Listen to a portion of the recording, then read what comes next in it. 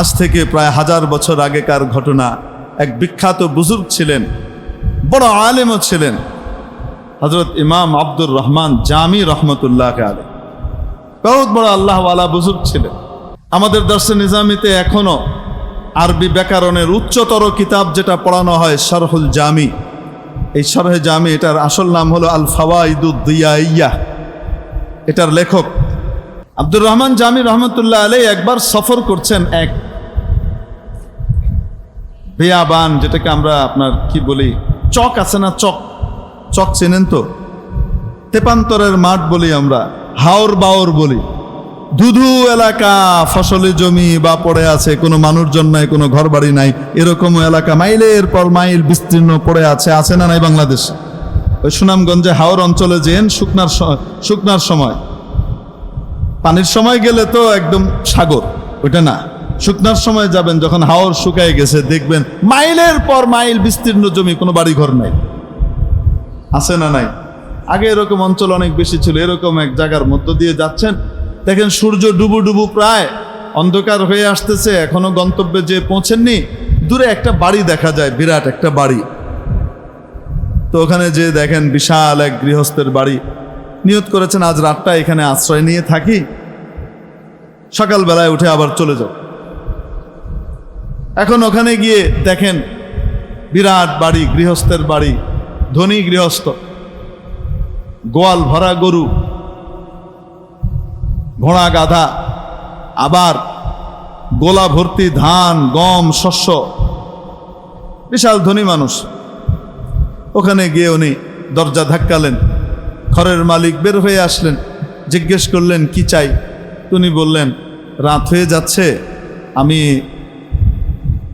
এই প্রান্তরের ভিতরে রাত কাটাতে গেলে আল্লাহ না করুক কোনো হিংস্র জানোয়ারের হামলার শিকার হয়ে যেতে পারি, শেয়াল টিয়াল নেকড়ে টেকড়ের হামলার শিকার হতে পারে। আপনি যদি অনুমতি দেন তাহলে আমি একটু আপনার এখানে রাতটা কাটাই, সকালবেলায় উঠে চলে যাব। গৃহস্থ অনেক ধনী হলেও স্বভাবগতভাবে কিছুটা কৃপণ ছিলেন। আছে না নাই? কিছু মানুষ একটু কৃপণ, খরচ করতে মন চায় না। তো উনি চিন্তা করছেন এই হুজুরকে যদি রাতে থাকতে দিই, শুধু থাকতে দিলে তো হবে না, তাকে তো দুমুঠো খাওয়াতেও হবে, তাহলে আমার সম্পদ কমে যাবে।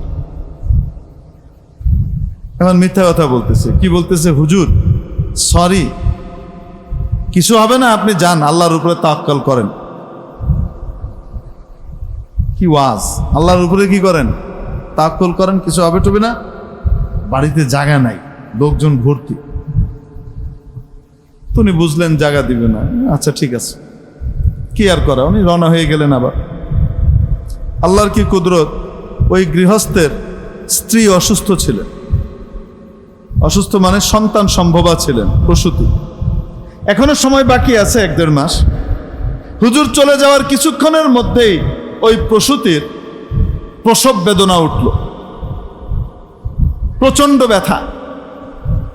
স্থানীয় যে দায়ী আছে সেই দায়ী এসেছে, এসে দেখে তারপর বলতেছে, হাজী সাহেব অবস্থা বড় ভয়ঙ্কর, বাচ্চার পা আগে বের হয়ে আসছে, মাথা বের হয় নাই। এই অবস্থায় আল্লাহ না করে বাচ্চাও যেতে পারে, মাও যেতে পারে, আর বাঁচাইতে গেলে যে কোনো একজনকে বাঁচাইতে হবে, আরেকজনকে পারবো না, কারে বাঁচাবো কোন?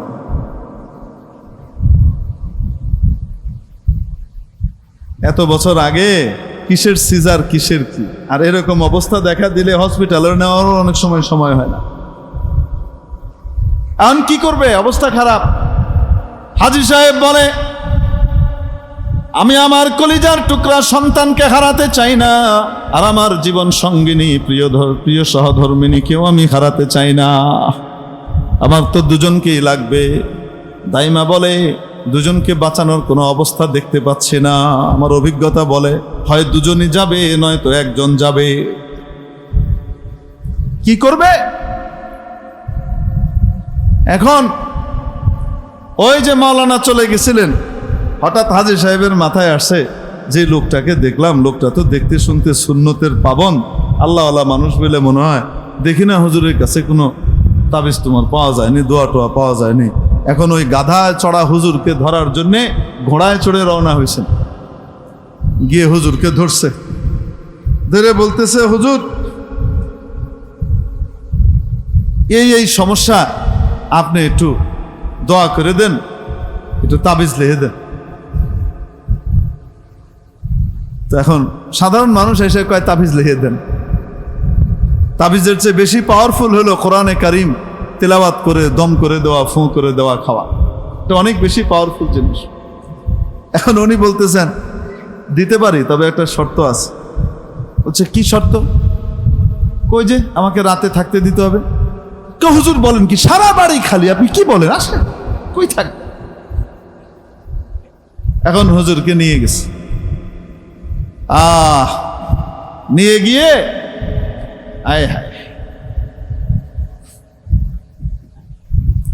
নিয়ে যাওয়ার পরে হুজুরকে একদম দামি গদি টদি সুন্দর নরম বিছানার ভিতরে বসাইছে, নতুন চাদর নতুন এই দিয়ে বিছায়া ময়ূরের পাখা দিয়ে বাতাসে লাগাই দিছে। হুজুর কয় আমার গাধা। হুজুর 5 স্টার ট্রিটমেন্ট আছে আপনার গাধা, কোনো চিন্তা করবেন না, গোয়াল ঘরে পাঠায় দেওয়া হয়েছে, তাকে দলাই মালাই করে খাওয়ানো হবে। হুজুর আমার এটা, আচ্ছা ঠিক আছে, নিয়ে আস। একটা কাগজ নিয়ে আসছে। নিয়ে আসার পরে হুজুর এটার ভিতরে একটা কিছু লিখে দিছে। বড় সাহিত্যিকও ছিলেন, কবিও ছিলেন, বড় আলেম।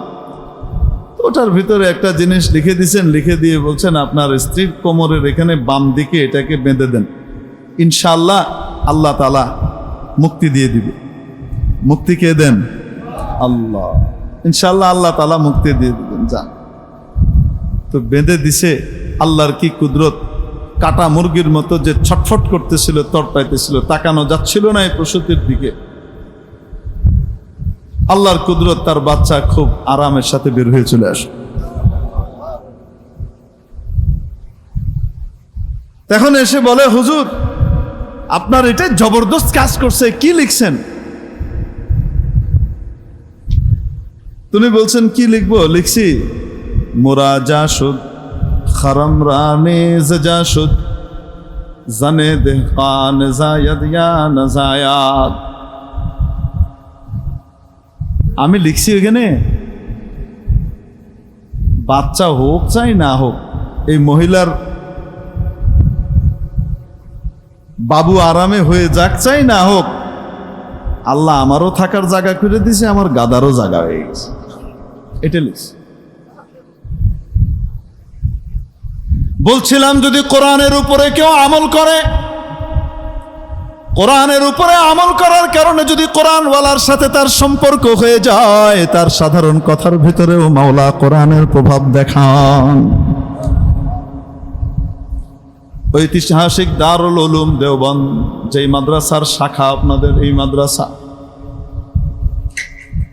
হাজার হাজার শাখা আছে, তার মধ্যে একটা শাখা এই মাদ্রাসা। ওই দারুল উলুম দেওবন্দ মাদ্রাসার অন্যতম প্রতিষ্ঠাতা ছিলেন হযরত ইমাম রশিদ আহমদ গঙ্গোহী রহমতুল্লাহ আলাইহি। ইমামে রব্বানি আবু হানিফা ইসানি ইমাম রশিদ আহমদ গঙ্গোহী রহমতুল্লাহ আলাইহি যুগশ্রেষ্ঠ বলি, বড় ফকিহ ছিলেন। সিহাসিত্তা একা পড়াইতেন, হাদিসের সব কিতাব একা পড়াইতেন। যখন চোখ অন্ধ হয়ে গেছে, ছানি পড়ে গেছে চোখে, মুত্তাকি পরহেজগার কেমন ছিলেন, চোখে ছানি পড়ে গেছে, অপারেশন করতে হবে। ডাক্তার বললেন, হুজুর অপারেশন করলে আপনি আগের মতো আবার সুস্থ অবস্থায় দেখবেন, তেমন কোনো বড় কিছু না, তবে একটা শর্ত আছে, কিছুদিন আপনি সেজদায় যেতে পারবেন না, মাথা ঝুঁকাতে পারবেন না, ইশারায় নামাজ পড়তে হবে। হযরত রশিদ আহমদ গঙ্গোহী ইমামে রব্বানি বলেছিলেন, আমার চোখের দরকার নাই, আমি এক ওয়াক্তের জন্য আমার মাওলার সামনে আমার মাথা ঝুঁকানো থেকে, মাটিতে লুটিয়ে দেওয়া থেকে আমি বিরত থাকতে পারবো না। অপারেশন করেন নাই। মাসআলা তো বলে জায়েজ, ঠিক কি ঠিক না? অবশ্যই জায়েজ। চোখের অপারেশনের কারণে যদি ডাক্তার সাহেব বলেন, দক্ষ ডাক্তার বলেন আপনাকে নামাজটা ইশারায় পড়তে হবে, মাথা এর চেয়ে বেশি ঝুঁকাতে পারবেন না, দুনিয়ার সমস্ত মুফতি ফতোয়া দিবেন লা ইউকাল্লিফুল্লাহু নাফসান ইল্লা উসআহা, কোনো অসুবিধা নাই, হাদিসের বাণী আছে, অন্যান্য বিষয় থেকে বলে দিবেন, উনি ইশারায় নামাজ পড়বেন, ঠিক কিনা?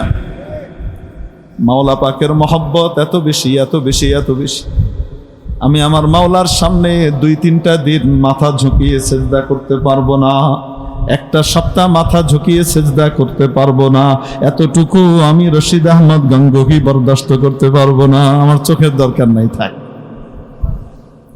তো যখন চোখ অন্ধ হয়ে গিয়েছিল, দেখতেন না, ওই সময় পড়ানো বন্ধ করে দিলেন। ওনার ইন্তেকালের 2-3 বছর আগে কেউ এসে অনুরোধ করলো, হজরত মাওলানা ইসমাইল সাহেবের একটা ছেলে আছে ইয়াহিয়া, খুব জবরদস্ত জাদরেল, অত্যন্ত মেধাবী যোগ্য একটা ছেলে, আপনি যদি তাকে একটু হাদিসটা পড়ায় দিতেন।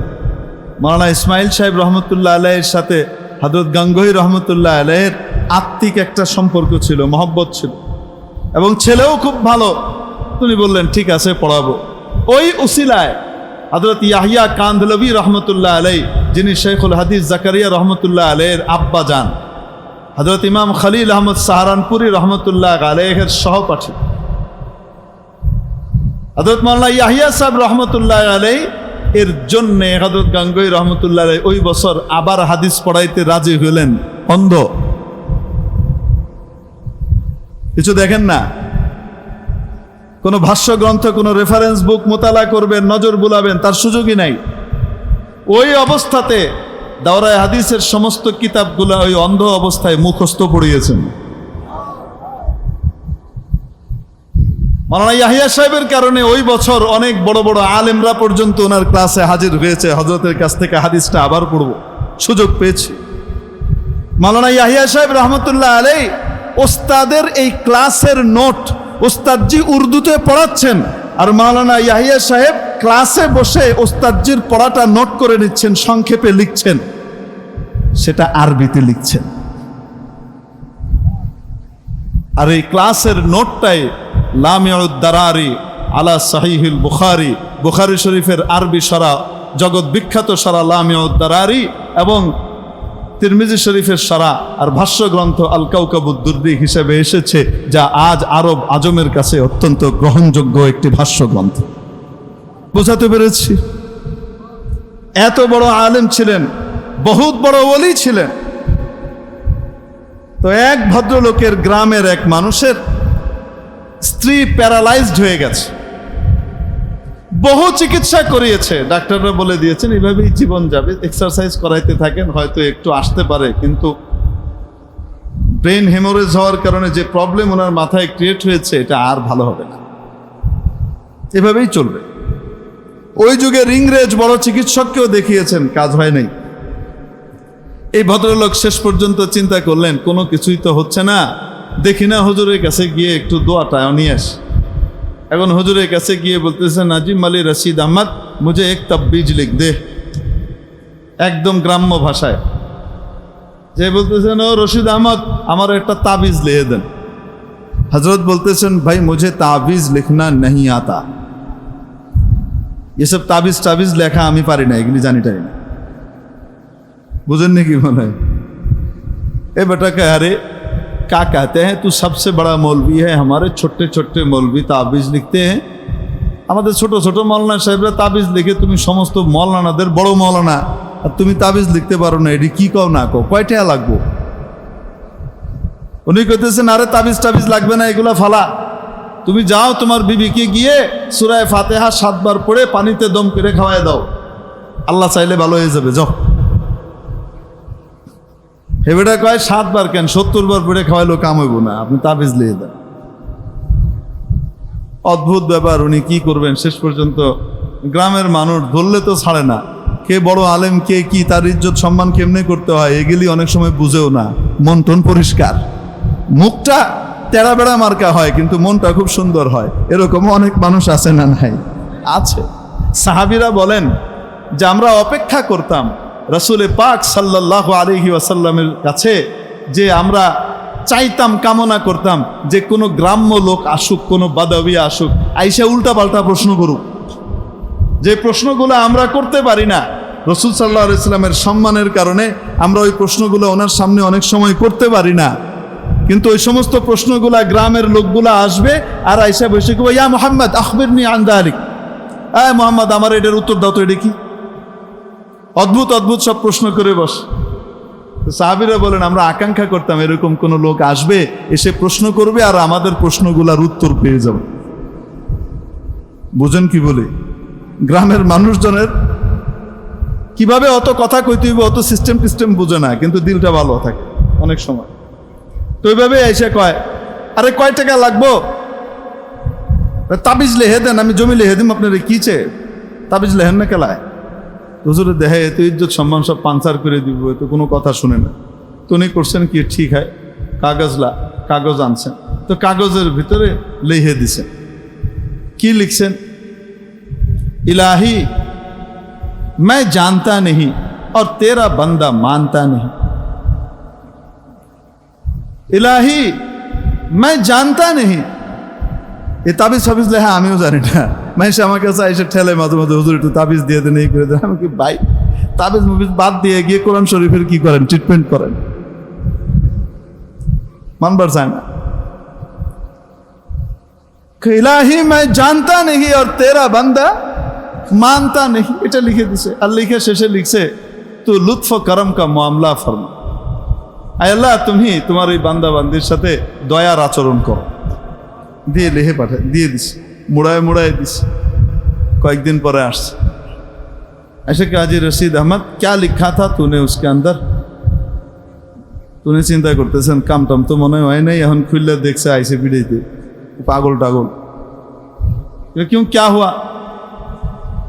करे तूने कहा कि तुझे ताबीज लिखना नहीं आता है, তুমি তাবিজ লিখতে পারো না, এই কথা কইলা। কত ওষুধ করাইলাম, কত রকমের চিকিৎসা করাইলাম, দুনিয়ার কোনো ওষুধ বাদ দেই নাই যেটা খাওয়ানো যায় তারে, ভালো হলো না। তোমার ওইটা নিয়ে লাগাই দিলাম, এক সপ্তাহ যায় নাই, আমার স্ত্রী হাঁটা চলা করতেছে, সুন্দর সুস্থ হয়ে গেছে। তো কোরআন এত বড় পাওয়ারফুল জিনিস, যদি কোরআনের সাথে কারো সম্পর্ক হয়ে যায় আর মাথা থেকে পা পর্যন্ত ভিতরে বাইরে কোরআন অনুযায়ী আমল করতে থাকে, আল্লাহ তাবারক ওয়া তাআলা তাদের সাধারণ কথার ভিতরেও কোরআনের আসর আর শিফা দিয়ে। তো কোরআনে কারীম মানুষের দৈহিক রোগেরও চিকিৎসা।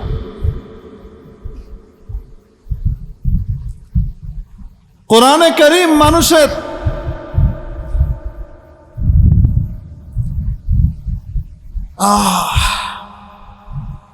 প্রেম প্রীতি ভালোবাসা এবং আত্মিক যে রোগগুলা আছে সেগুলারও চিকিৎসা। হযরত ওমর ইবনুল খাত্তাব রাদিয়াল্লাহু তাআলা আনহু তখনও সাহাবী হন নাই, বাহাদুর মানুষ ছিলেন। ওই যুগের রীতি অনুযায়ী মাস্তানি সবাই করত, যার ক্ষমতা আছে সেই মাস্তানি করত। জুলুম নির্যাতন এটা রক্তের ভিতরে মিশা ছিল ওই সময়কার অবস্থা অনুযায়ী। আবু জেহেল, আবু লাহাবেরা মিলে কইতেছে, সব বসে বসে আলোচনা করতেছে, মুহাম্মদের জ্বালাতন থেকে আর বাঁচা গেল না। দিন দিন তো মুহাম্মদের দল ভারী হইতেছে, তো কি করা যায়, ওরে সাইজ করে দেওয়া দরকার। তো সাইজটা কে করবে? যে সাইজ করবে ওরে তো ওর গোষ্ঠী সাইজ করে দিবে।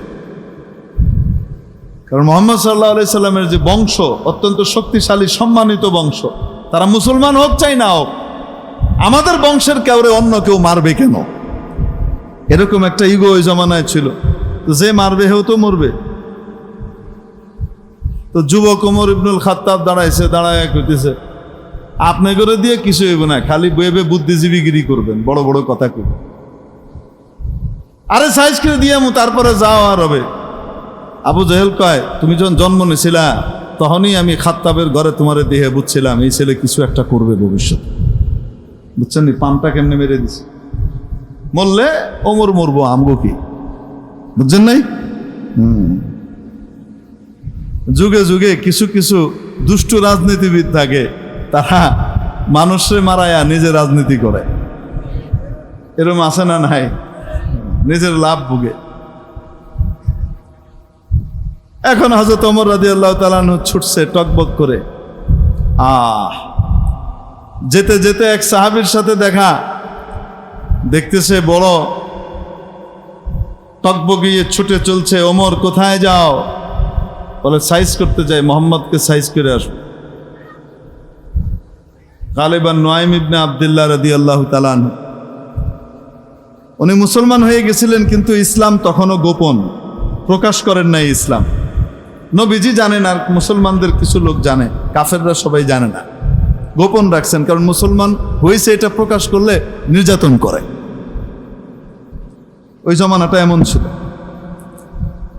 তো উনি দেখলেন, হায় হায়, এই অসতর্ক অরক্ষিত অবস্থায় এই বেটা যদি রাসূল সাল্লাল্লাহু আলাইহি ওয়াসাল্লামের কাছে গিয়ে কোনো অঘটন ঘটায় দেয়, তাহলে কি ঘটবে তা তো কওয়া যায় না। এখন নবীজির কাছে কেউ আছে কি নাই, উনি চিন্তিত হয়ে গেলেন এবং সাথে সাথে ওমরের রাগকে ডাইভার্ট করে দেওয়ার চেষ্টা করলেন। উনি মোহাম্মদের তুমি সাইজ করে দিয়ে বা তোমার নিজের ঘরের খবর আছে? অত ওমর বলে না, আমার ঘরের খবর মানে কি হয়েছে? আরে তোমার আপন বোন ফাতেমা, আর তোমার এই ফাতেমা রসুলের মেয়ে ফাতেমা না, তোমার আপন বোন আর তোমার ভগ্নিপতি, এরা তো মুসলমান হয়ে গেছে। হযরত ওমর রাদিয়াল্লাহু তাআলা আনহু রাগ এবার অন্যদিকে টার্ন করছে। কিন্তু নুয়াইম ইবনে আব্দুল্লাহর এই কথা শুনে ওনার ভিতরে বুঝে মনে হয়েছে যে নুয়াইম মোহাম্মদের প্রতি ভালোবাসা রাখে, ওর কথা দিয়ে বোঝা যায়। তো কয়, আল্লাহ কা সবাউতা, মনে হইতেছে তুইও নষ্ট হয়ে গেছিস।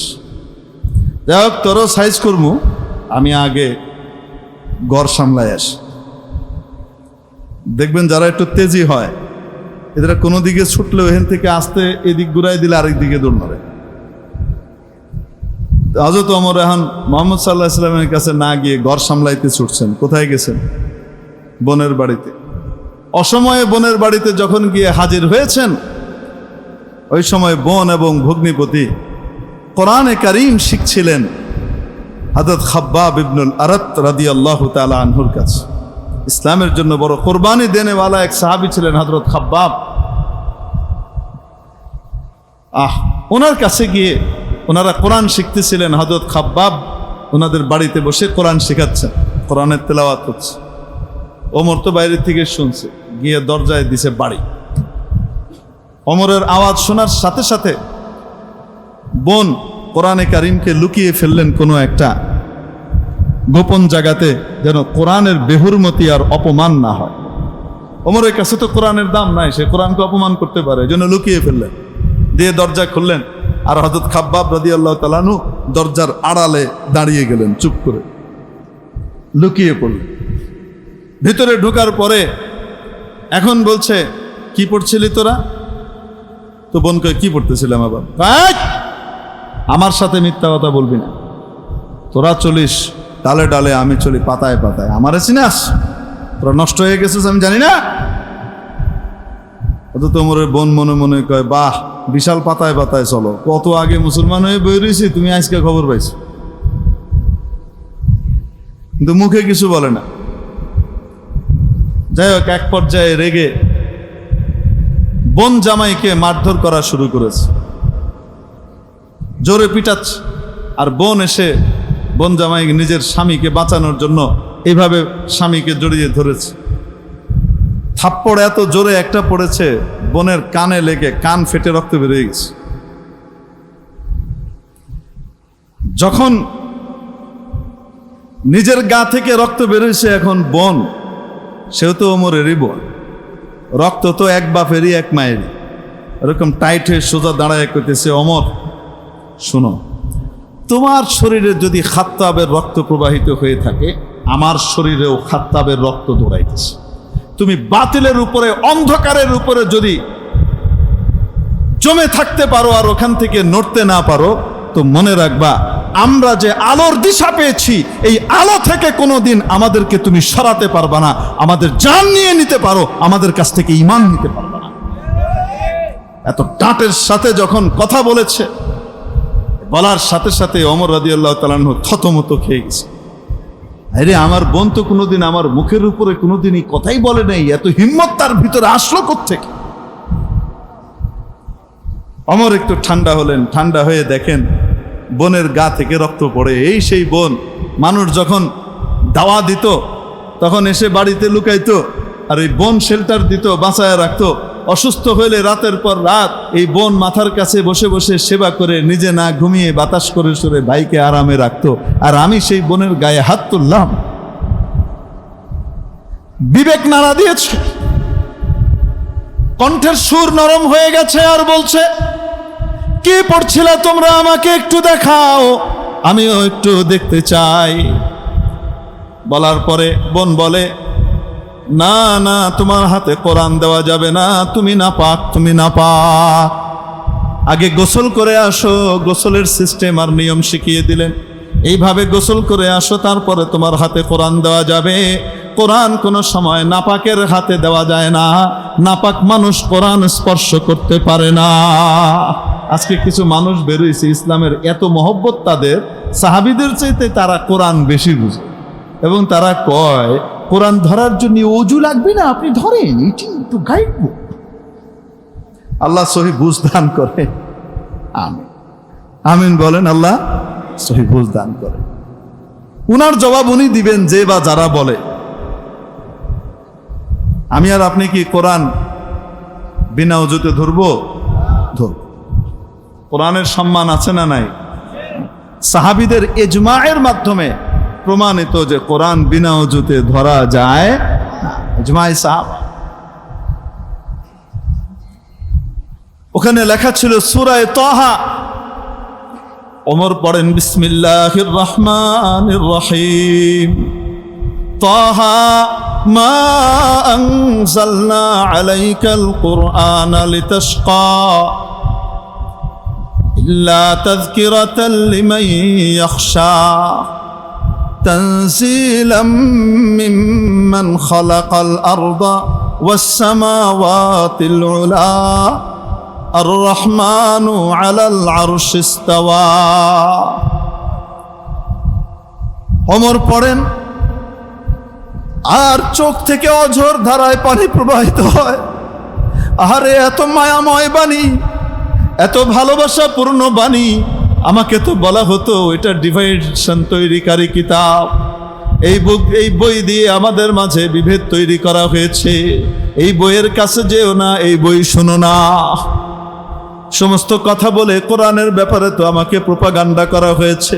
এত মধুর বাণী, এত চমৎকার কথা, আসমানের মালিক, জমিনের মালিক আল্লাহ ছাড়া কোনো মানুষের পক্ষে তৈরি করা সম্ভব না। ওমর বলেন, আমাকে মুহাম্মাদের কাছে নিয়ে চলো। চোখ দিয়ে পানি পড়ে। হযরত খাব্বাব দরজার পিছন থেকে বের হয়ে এসে বলেন, আবশির ইয়া ওমর, ও ওমর, সুসংবাদ গ্রহণ করো। আমি সেদিন দয়ার নবীকে দোয়া করতে শুনেছি, আল্লাহ তুমি আমর ইবনে হিশাম অথবা ওমর ইবনুল খাত্তাব, তোমার এই দুই বান্দার কোনো একজনের মাধ্যমে ইসলামের শক্তি বৃদ্ধি করো। নবীজি আও দিয়ে বলেছেন, এর দ্বারা অথবা ওর দ্বারা। মনে হয় নবীজির দোয়া তোমার কপালে লেগে গেছে, আবু জেহেলের কপাল পুড়েছে। নবীজির কাছে হযরত ওমর গেলেন। ভিতরে যারা ছিলেন তারা বললেন, ওমরকে ভিতরে ঢুকতে দেওয়া যাবে না, উল্টাপাল্টা কি করে না করে, হাতে তলোয়ার। নবীজি বলেন, আসতে দাও, আসতে দাও। দরজা থেকে দারোয়ান সরিয়ে দিলেন। নবীজির সামনে ওমর ঢুকলেন। যেই তরবারি দিয়ে নবীজির কল্লা উড়ানোর জন্যে, মাথা কাটার জন্যে এসেছিলেন, সেই তরবারি নবীজির কদম মুবারকের সামনে রেখে দিয়ে বলেন, ইয়া রাসূলুল্লাহ, এসেছিলাম কল্লা নেবার জন্যে, কল্লাটা আপনাকে দিয়ে দিলাম। আমাকে তাওহীদের কালিমা পড়ার নবীজির সাথে সাথে ওমর পড়ে নিলেন, আশহাদু আল্লা ইলাহা ইল্লাল্লাহু ওয়া আশহাদু আন্না মুহাম্মাদান আবদুহু ওয়া রাসূলুহু। আমার মুসলমান হয়ে গেছে। মুসলমান হওয়ার পরে কোরআনের সাথে উঠা বসা শুরু হয়েছে, কোরআনওয়ালাদের সাথে চলাফেরা শুরু হয়েছে, কোরআনের ট্রিটমেন্ট চলছে। ওমরের হৃদয়ে জগতের মধ্যে পরিবর্তন ঘটছে। এমন পরিবর্তন ঘটলো, এমন পরিবর্তন ঘটলো, আল্লাহু আকবার কবীর। যে ওমর জুলুমের প্রতীক ছিলেন, সেই ওমর ইনসাফের প্রতীক হিসেবে পৃথিবীতে আত্মপ্রকাশ করলেন। কেমন ইনসাফ, কেমন মায়া! ওমর ইবনুল খাত্তাব নবীজি সাল্লাল্লাহু আলাইহি সাল্লাম দুনিয়া থেকে চলে যাওয়ার পরে হযরত আবু বকর খলিফা হলেন, তারপরে হযরত ওমর খলিফা, দ্বিতীয় খলিফা ওমর রাদিয়াল্লাহু আনহু। রাতের বেলা যখন সবাই ঘুমিয়ে গেছে, একা একা ছদ্মবেশে চাদর জড়িয়ে যেন কেউ চিনতে না পারে, এভাবে একা একা নির্জন রাস্তায় মদিনার পথে বেরিয়ে আসলেন।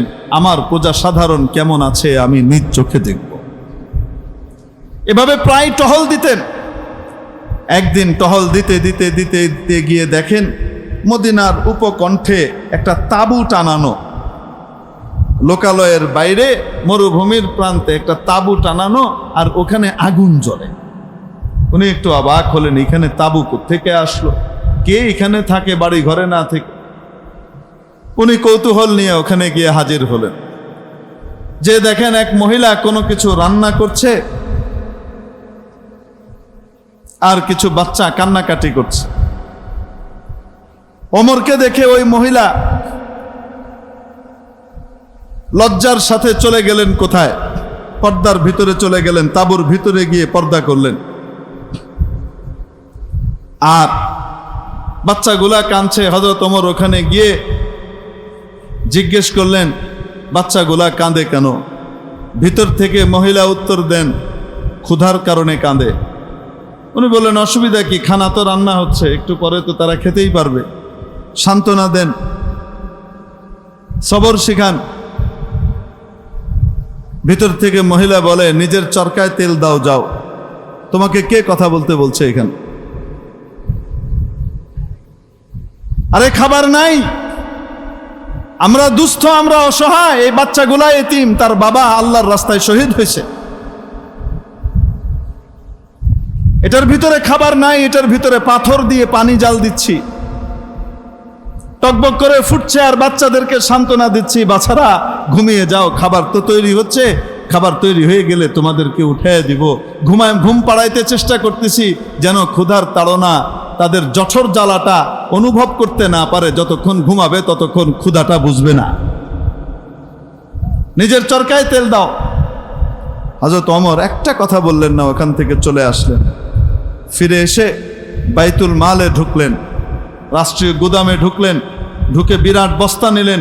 ওই বস্তার ভিতরে কিছু আটা, ময়দা, ছাতু, কিছু গম, ওটার ভিতরে কিছু পনির, কিছু ঘি, এইভাবে কিছু খাদ্যদ্রব্য নিলেন। এগুলো নিয়ে পুরো বস্তা ভরে প্রায় 40-50 কেজির মতো বস্তা হয়েছে, ওটাকে কাঁধে করে নিয়ে রওনা দিয়েছেন। এই দরজার নাড়াচড়ার আওয়াজে ওমরের গোলামের ঘুম ভেঙে গেছে। হযরত ওমরের গোলামের ঘুম ভাঙার পরে সে উঠে দেখে খলিফাতুল মুসলিমিন, আমিরুল মুমিনিন, এই অর্ধজাহানের বাদশাহ আমিরুল মুমিনিন নিজে কাঁধে করে নিয়ে যাচ্ছে একটা বস্তা। গোলাম গিয়ে বলে, হযরত আপনি কেন নিয়েছেন? কোথায় নিতে হবে আমাকে দেন, আমি নিয়ে যাই। ওমর বলতেছেন, কিয়ামতের দিন আমার গুনাহের বোঝাটা তো তুমি নিবা না। সেদিন তো মাওলার দরবারে আমাকে আমার আমলনামা নিয়ে যাওয়া লাগবে।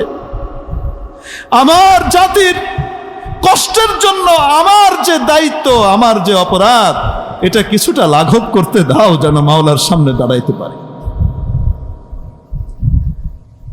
আমার রাজ্যের কেউ না খেয়ে আছে, কষ্টে আছে, এটার জন্য আমাকে জিজ্ঞাসা করা হবে? তোমাকে তো জিজ্ঞাসা করা হবে না। কাঁধে করে নিয়ে রওনা হয়ে গেলেন। ওখানে গিয়ে নিজ হাতে খাবার রান্না করলেন। খাবার রান্না করে বাচ্চাদেরকে খাওয়ালেন, ভিতরে খাবার পাঠিয়ে দিলেন। খাবার দাবার শেষ হয়েছে, বাচ্চাগুলা দৌড়াদৌড়ি করছে, খেলছে। এখন তারা রাতের অন্ধকারে চুলার আগুনের আলোতে বাচ্চাগুলা এখন হাসছে, খেলছে। ভিতর থেকে মহিলা বলতেছে, আল্লাহ তাআলা কেন যে ওমরকে খলিফা আর আমাদের আমির বানিয়েছেন জানি না। আল্লাহ তাআলা তো তোমাকে আমির বানানো দরকার ছিল।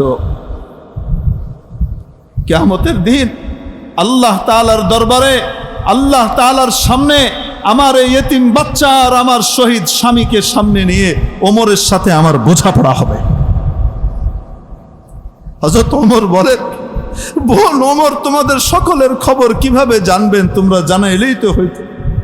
ভিতর থেকে মহিলা উত্তর দিচ্ছেন, বাহ, সে আমাদের আমির, আমাদের উপর দায়িত্ব নিয়ে সে এসেছে, সে আমাদের উপরে ক্ষমতা চালায়, আর আমরা কি আছি, কেমন আছি না আছি সে জানবে না? এটা কেমন কথা? সে কেন লোক নিয়োগ করে নাই আমাদের অবস্থা জানার জন্য? হযরত ওমর রাদিয়াল্লাহু তাআলা আনহু কিছুই বললেন না, মাফ চাইলেন আর বললেন, বোন, আমার সাথে ওমরের খুব ঘনিষ্ঠ সম্পর্ক, আমার চাইতে বেশি সম্পর্ক ওমরের আর কারোর সাথে নাই। নিজের সাথে নিজের সম্পর্কটাই তো সবচেয়ে বেশি হয়, কন্যা কেন? আগামীকাল তুমি ওমরের দরবারে মসজিদে নববীতে যেও সকালবেলায়, আমি ওখানে থাকবো, তোমার জন্য রাষ্ট্রীয় কোষাগার থেকে শহীদের ভাতা বরাদ্দ করে দেওয়া হবে। রাষ্ট্রীয়ভাবে তুমি ভাতা পাওয়ার উপযুক্ত, তোমার কাছে ভাতা যাবে প্রতি মাস। তুমি যেও, আমি থাকবো এখানে। সকালবেলায় যখন মহিলা গিয়েছে ওমরের দরবারে, যে দেখে কালকে যে লোকটাকে গালমন্দ করেছি, আরে সেই তো আমিরুল মুমিনিন ওমর ইবনুল খাত্তাব। কোরআনের ছোঁয়া অমানুষকে মানুষ বানিয়ে দেয়, মানুষের আত্মিক রোগের সমাধান, মানুষের ভেতরকার লোভ, হিংসা, বিদ্বেষ, হুব্বে যা হুব্বে মাল, দুনিয়ার লোভ, পদের লোভ, মানুষের উপরে নিজেকে উঁচু করে তোলার যে অনুভূতি, এই সব কিছুর চিকিৎসার সমাধান, মানুষের ভিতরে জুলুম আর নির্যাতনের যে স্বভাব, এই স্বভাবগুলোকে ইনসাফের দ্বারা পরিবর্তন করার বিশাল যোগ্যতার চিকিৎসা রয়ে গেছে কোরআনের মধ্যে। মেরে মোহতারাম দোস্ত, এরকম কোরআনওয়ালা আমরা আমাদের সমাজের প্রত্যেককে বানাতে চাই কিনা? যদি আমাদের সমাজের প্রতিটা অংশে, আমাদের শিক্ষা ব্যবস্থার উপর থেকে নিচ পর্যন্ত যদি কোরআনী শিক্ষা বাধ্যতামূলক করা হতো, তাহলে আমাদের স্কুল কলেজ থেকে মানুষের বাচ্চা তৈরি হতো, নেককার, পরহেজগার, ইনসাফগার, সমাজের জন্য নিজেকে বিলিয়ে দেবার মানসিকতা সম্পন্ন ইমানদার মানুষ তৈরি হতো ভুরি ভুরি। ঠিক কি ঠিক না? এক সময় হতো, আফসোস, সাদ আফসোস, আস্তে আস্তে কোরআনকে ওখান থেকে ডিটাচ করতে করতে করতে করতে এমন এক পর্যায়ে এসে পৌঁছেছি, এখন ওখান থেকে কোরআনওয়ালা পয়দা হবে এটা আমরা কেউ আশাই করি না। ঠিক কি ঠিক না? এখন কোরআনের আলোয় আলোকিত করার জন্য মানুষ গড়ার যে কারখানাগুলো রয়েছে, সেগুলো হলো এখন কওমি মাদ্রাসা। আল্লাহ তাআলার নেয়ামত আমাদের সামনে আছে। মেরে মোহতারাম দোস্ত, এই কারখানাগুলো যদি থাকে, নেককার ইমানদার মানুষ তৈরি হবে, দুনিয়ার মানুষকে ইসলামের আলো দেখাবে, দুনিয়ার মানুষকে দ্বীন শিখাবে, তাদের সোহবতে সংস্পর্শে এসে হাজার হাজার মানুষ মদ, গাঁজা, জোয়া, নেশা থেকে তওবা করবে এবং নিজের জীবনকে দুর্নীতি মুক্ত করে নিজের জীবনকে দেশ এবং জাতির জন্য উজাড় করে দেওয়ার মানসিকতা লাভ করবে। এরকম নেককার মানুষ তৈরি করা, আলেম ওলামা তৈরি করার দরকার আছে না নাই? মেরে মোহতারাম দোস্ত আজিজো, হাজারো মানুষ আছে যে খুঁজলে পাবেন, আগে সুদ খেত, জুয়া খেলতো, জুলুম করত, ঘুষ খেত, কিন্তু আল্লাহওয়ালাদের সোহবতে এসে, কোরআনওয়ালাদের সংস্পর্শে এসে তাদের মধ্যে পরিবর্তন এসেছে। যে আগে জুলুম করত, সে এখন মানুষের দুয়ারে খাবার পৌঁছিয়ে দেয়। এরকমও মানুষ আমাদের মধ্যে আছে না নাই? আরে মোহতারাম দোস্ত, দুর্নীতি মুক্ত মানুষ তৈরি করতে হলে কওমি মাদ্রাসার বর্তমানে বিকল্প, বর্তমানে আমাদের সমাজের কথা বলছি, এই মাদ্রাসাগুলোর ভিতরে আমরা আমাদের বাচ্চাদেরকে দিতে রাজি আছি তো ইনশাআল্লাহ। আপনার বাচ্চাকে যদি আপনি দ্বীন শিখান, আলেম বানাইতে না পারেন, ঠিক আছে, তাকে আপনি 3টা বছরের জন্য কওমি মাদ্রাসার মক্তবে দিয়ে দেন। এখানে সে কোরআনে কারীম সহি শুদ্ধভাবে শুরু থেকে শেষ পর্যন্ত চমৎকারভাবে শিখবে, কোরআনের মৌলিক গুরুত্বপূর্ণ সূরাগুলা মুখস্থ করতে পারবে। আপনার মৃত্যু সজ্জার সময় আপনার পাশে বসে কোরআনে কারীমের সূরা ইয়াসিন আপনার কলিজার টুকরাটা পড়তে পারবে। আপনি শান্তি নিয়ে দুনিয়া থেকে যেতে পারবেন। মেরে মুআজ্জাজ হাজরিন, আপনার জানাজাটা আপনার বাচ্চা পড়ানোর মতো যোগ্যতা তার মধ্যে পয়দা হবে।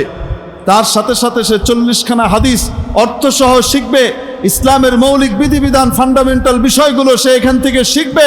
এই সব কিছু শিক্ষার পাশাপাশি ক্লাস 1, 2, 3 এর বাংলা, ইংরেজি, অঙ্ক, এই 3 পর্যন্ত বাংলা, ইংরেজি, অঙ্কও সে এই 3 ক্লাসে এখানে পড়ে শেষ করবে। এরপরে চাইলে আপনি তাকে স্কুলেও নিতে পারেন, এরপরে চাইলে তাকে আপনি মাদ্রাসায়ও রাখতে পারেন, কিন্তু আপনার বাচ্চাটাকে এই 3টা বছর এই মানুষ গড়ার কারখানার মধ্যে দিয়ে রাখার কারণে আপনার বাচ্চাটা মানুষ হয়ে গেছে। কোরআনী আলো তার দিলের ভিতরে থাকার কারণে এই বাচ্চাটা ভবিষ্যতে সচিব হবে, কলমের খোঁচায় কোটি কোটি টাকা আত্মসাৎ করবে না। এই বাচ্চাটা ভবিষ্যতে যখন মন্ত্রী হবে তখন দেশকে অন্যের কাছে বিক্রি করে দেবে না। এই বাচ্চাটা যখন ভবিষ্যতে রাষ্ট্র ক্ষমতায় আসবে মানুষের দুয়ারে দুয়ারে সে খাবার পৌঁছানোর ব্যবস্থা করবে। আপনার এই বাচ্চাটাকে দিনদার বানানো এর প্রয়োজন আছে না নাই? মেরে মুআজ্জাজ হাজিরিন, এজন্য বলছিলাম যে ইসলাম বলে না যে সবাই আলেম হতে হবে, সবাই হাফেজ হতে হবে, কিন্তু ইসলাম বলে সবার আগে প্রত্যেকের বাচ্চাকে মুসলমান বানাতে হবে। এই মুসলমান বানানোর জন্য আমাদের বাচ্চাদেরকে, আমাদের নাতিপুতিদেরকে এই কওমি মাদ্রাসায় দেওয়ার জন্য মারকাজুস সুফা আর নববিয়্যার মধ্যে দিতে আমরা রাজি আছি তো ইনশাআল্লাহ? কে কে রাজি আছে হাত উঠাই, আল্লাহ কবুল করেন। আয় আল্লাহ, তোমার ফেরেশতারা চারিদিকে দাঁড়িয়ে আছে তোমার হাদিস, নবীর হাদিস অনুযায়ী। আয় মাওলা, তুমি হাতগুলাকে কবুল করে নাও, তাদের নিয়তকে কবুল করে নাও, আমিন। আল্লাহুম্মা সাল্লি আলা মুহাম্মাদ ওয়া আলা আলি মুহাম্মাদ কামা সাল্লাইতা আলা ইব্রাহিম ওয়া আলা আলি ইব্রাহিম ইন্নাকা হামিদুম মাজিদ। আল্লাহুম্মা বারিক আলা মুহাম্মাদ ওয়া আলা আলি মুহাম্মাদ كما باركت على إبراهيم وعلى آل إبراهيم إنك حميد مجيد. اللهم لك الحمد كله ولك الشكر كله وإليك يرجع الأمر كله علانيته وسره. اللهم لك الحمد، أنت الأول فليس قبلك شيء، وأنت الآخر فليس بعدك شيء، وأنت الظاهر فليس فوقك شيء، وأنت الباطن فليس دونك شيء. اللهم إنا نحمدك ولا نحصي ثناء عليك، أنت كما أثنيت على نفسك. ربنا آتنا في الدنيا حسنة وفي الآخرة حسنة وقنا عذاب النار. ربنا ظلمنا أنفسنا وإن لم تغفر لنا وترحمنا لنكونن من الخاسرين. ربنا لا تزغ قلوبنا بعد إذ هديتنا وهب لنا من لدنك رحمة إنك أنت الوهاب. رب العالمين, জীবনে ইচ্ছায় অনিচ্ছায় ছোট বড় যত গুনাহ খাতা করে ফেলেছি সমস্ত গুনাহগুলো দয়া করে মাফ করে দিন। আয় আল্লাহ, এই মাদ্রাসাকে আপনি কবুল ও মঞ্জুর করে নিন। আয় আল্লাহ, এই মাদ্রাসা সহকারে দুনিয়ার সকল মাদারিসে দিনিয়া, সকল মারাকিজে দিনিয়া, সকল মাকাতিবে দিনিয়া খানকাগুলোর আয় আল্লাহ যাবতীয় জরুরতকে গায়েবের অফুরন্ত খাজানা থেকে পুরা করে দিন। পরওয়ারদিগারে আলম, যারা মাদ্রাসার জন্য হাত বাড়িয়ে দিচ্ছেন, মহব্বত ভালোবাসা নিয়ে এগিয়ে আসছেন মাওলা, আয় আল্লাহ তাদেরকে দুনিয়া আখিরাতে ইজ্জত সম্মান সমৃদ্ধি নসিব করে দিয়েন মাওলা। রব্বুল আলামিন, দুনিয়া আখিরাতের যাবতীয় কল্যাণ সকলকে নসিব করে দিয়েন। পরওয়ারদিগারে আলম, জনাব নাজির আহমদ সাহেবের জায়গাতে আয় আল্লাহ মাহফিল হয়েছে মাওলা, আয় আল্লাহ মুহতারামের যাবতীয় প্রয়োজনকে গায়েবের খাজানা থেকে পুরা করে দিয়েন। আয় আল্লাহ দুনিয়া আখিরাতের ইজ্জত সম্মান নসিব করে দিয়েন মাওলা। রব্বুল আলামিন, দুনিয়া আখিরাতে ইজ্জতের ফয়সালা তার জন্য করে দিয়েন। মাবুদরে, যারা হাত উঠিয়েছেন প্রত্যেকের মনের নেক বাসনাকে পুরা করে দিয়েন মাওলার। এই কোরআনের দৌলত আর নিয়ামত আমাদেরকে দান করেন। আয় আল্লাহ আমাদের বাচ্চাদেরকে নাতিপুতিদেরকে কোরআনওয়ালা হবার তৌফিক দিয়েন। পরওয়ারদিগারে আলম, আমাদের সন্তান সন্তানাদিকে আপনার দ্বীনের জন্য কবুল ও মঞ্জুর করে নিয়েন। মাওলায়ে করিম, আয় আল্লাহ আমাদেরকে হালাল এবং উত্তম প্রশস্ত রিজিক নসিব করে দিয়েন। আয় আল্লাহ তঙ্গি থেকে আমাদেরকে হেফাজত করেন মাওলা। মাওলায়ে করিম, আমাদের সকলের জন্য খায়র ও বরকতের ফয়সালা করে দেন মাওলা রে। যারা যে উদ্দেশ্যে হাত উঠিয়েছেন সকলের নেক মাকসুদ পুরা করে দেন। অসুস্থকে সুস্থ করে দেন, ঋণগ্রস্তকে ঋণ মুক্ত করে দেন, অভাবের অভাবকে দূর করে দেন। আয় আল্লাহ অনেকের বাড়িতে বিবাহের উপযুক্ত সন্তান সন্ততি আত্মীয় স্বজন রয়ে গেছে মাওলা, আয় আল্লাহ তাদের জন্য উত্তম জোড়া আর জোড়ের ব্যবস্থা করে দেন। মাওলা রে, যারা বিবাহ পরবর্তী সমস্যায় ভুগছেন মাবুদ, তাদের জন্য সুখী দাম্পত্য জীবনের ইন্তজাম আপনি করে দেন। মিল মহব্বত ভালোবাসা পয়দা করে দিন মাওলা রে। আমাদের সকলকে আপনার নেক বান্দা বান্দি হিসেবে কবুল করে নিয়েন। আয় আল্লাহ, এই মাদ্রাসার যাবতীয় প্রয়োজনকে গায়েবের খাজানা থেকে পুরা করে দেন। আয় আল্লাহ, আমাদের জান মালকে আপনার দিনের জন্য কবুল করে নেন। আয় মাওলা, কিয়ামতের দিন তোমার নবীর ওয়ারিসরা যখন উঠবে আর তুমি তাদেরকে নবীজির সুপারিশে জান্নাতে পাঠাবা, আয় আল্লাহ যারা তাদের দেখভাল করত, তাদের খোঁজ খবর নিত, তাদেরকেও দয়া করে তাদের সাথে জান্নাতে পাঠিয়ে দিও। মাওলায়ে করিম, আমাদের আত্মীয় স্বজন বন্ধু বান্ধব বাবা মা যারা দুনিয়া থেকে বিদায় নিয়ে চলে গেছেন রে মাওলা, তাদের কবরগুলোকে জান্নাতের বাগান বানিয়ে দেন। আয় আল্লাহ, তাদের জন্য দুনিয়া আখিরাতের সমস্ত ইজ্জতের ফয়সালা করে দেন। মাওলায়ে করিম, তাদের এবং আমাদের সকলের জন্য আখিরাতের যাবতীয় ঘাটিগুলো সহজ করে দেন, আসান করে দেন। রব্বুল আলামিন, আপনার হাউজে কাউসারের পানি আপনার হাবিবের পবিত্র হাত থেকে পান করিয়ে দিয়েন। আয় আল্লাহ, আপনার আরশের ছায়া তলে জায়গা বরাদ্দ দিয়ে দিয়েন। মাওলা রে, যদি হিসাব নেন আমরা ধ্বংস হয়ে যাব রে মাওলা, বিনা হিসাবে আমাদের জন্য জান্নাতুল ফেরদাউসে জায়গা বরাদ্দ দিয়ে দিয়েন। মাবুদ রে, দুনিয়া থেকে যখন ডেকে নেবেন, আয় আল্লাহ সেই ডেকে নেবার সময় আমাদেরকে অপঘাতের শিকার করে নিয়েন না রে মাবুদ। আগুনে পুড়িয়ে মেরেন না, পানিতে ডুবিয়ে মেরেন না, আয় আল্লাহ গুমখুনের শিকার করে মেরেন না, লাওয়ারিশ বানিয়ে নিয়েন না, আয় আল্লাহ অপঘাতের শিকার করে আমাদেরকে নিয়েন না। রব্বুল আলামিন, গুনাহরত অবস্থায় ডেকে নিয়েন না। আয় আল্লাহ, গাফলাতের অবস্থায় যেন মৌত আমাদের কাছে না চলে আসে রে মাওলা। আয় আল্লাহ, পরিপূর্ণ তওবা করে পরিপূর্ণ তওবাকারী হিসেবে আপনার ওলির খাতায় নাম না উঠিয়ে আমাদেরকে দুনিয়া থেকে ডেকে নিয়েন না রে মাবুদ। মাবুদ রে, যখন ডেকে নেবেন সে কঠিন মুহূর্তে হৃদয়ের গভীর থেকে অন্তরের অন্তঃস্থল থেকে সাহাবীওয়ালা পূর্ণ ঈমান আর ইয়াকিনের সাথে আমাদের মুখ দিয়ে জারি করে দিয়েন সেই মধুর কালিমা লা ইলাহা ইল্লাল্লাহু মুহাম্মাদুর রাসূলুল্লাহ সাল্লাল্লাহু আলাইহি ওয়া আলিহি ওয়া সাহবিহি আজমাইন। আমিন আমিন আমিন বিরহমাতিকা ইয়া আরহামার রাহিমিন।